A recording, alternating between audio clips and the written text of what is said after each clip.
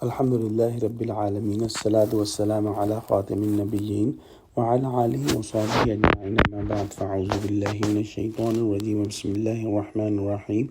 Qala Allahu ta'ala fi Surah Al-Anaam, وَذَرُوا ظَاهِرَ الْإِثْمِ وَبَاطِنَهُ إِنَّ الَّذِينَ يَكْسِبُونَ الْإِثْمَ سَيُجْزَوْنَ بِمَا كَانُوا يَقْتَرِفُونَ. Translation: and give up, abandon all sins that are open and that are hidden. Surely those who commit a sin will be awarded punishment for what they have earned. We must not follow the thoughts that are put in our hearts by the shayateen of mankind and jinn kind. The norms of ignorant society must not be followed. The law of the land should be obeyed, but at a personal level, Muslims must not follow the norms. If the norm is using alcohol and doing other sins in the society, they must not be followed. The sins which are open or which are hidden must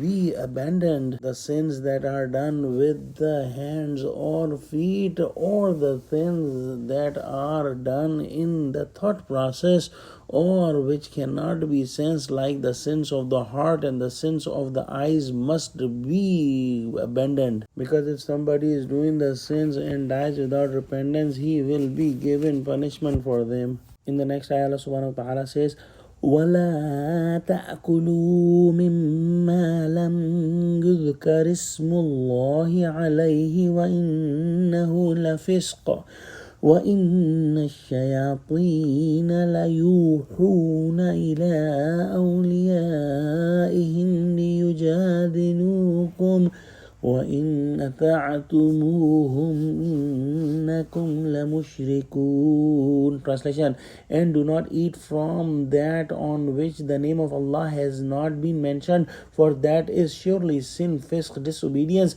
Indeed, shaitan devils do inspire their companions to dispute with you, and if you obey them, you will surely be among the mushrik polytheists. The mushrikeen polytheists used to slaughter some animals and did not take the name of Allah but took name of other false gods, and they also slaughtered the animals for gambling. And as mentioned before, they used to quarrel and argue with Muslims that how come you don't eat the animals that are dead by falling or by suffocation, but you eat the animals that you slaughter yourselves.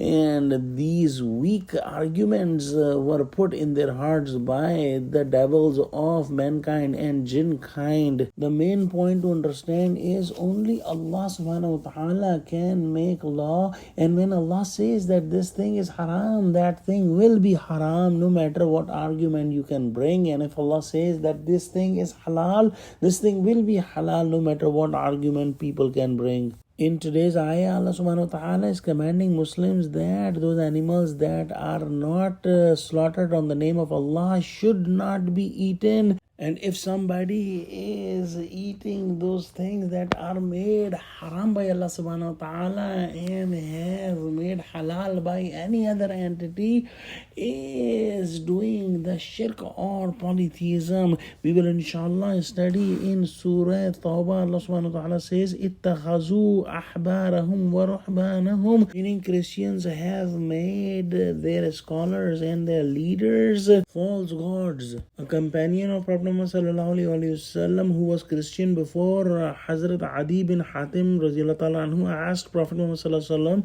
that we do not worship our scholars and leaders. As it is mentioned in this ayah, Prophet Muhammad sallallahu alaihi wasallam said that they have made things halal and haram other than what Allah subhanahu wa ta'ala has prescribed, and this is as if worshipping them. Let's pray that Allah subhanahu wa ta'ala save us from all sins, the sins of the hearts and eyes and the sins of the hands and feet, and Allah give us the pure and halal rizq and save us from all kind of shirk. Ameen. Wa akhiru da'wana alhamdulillahi rabbil alameen.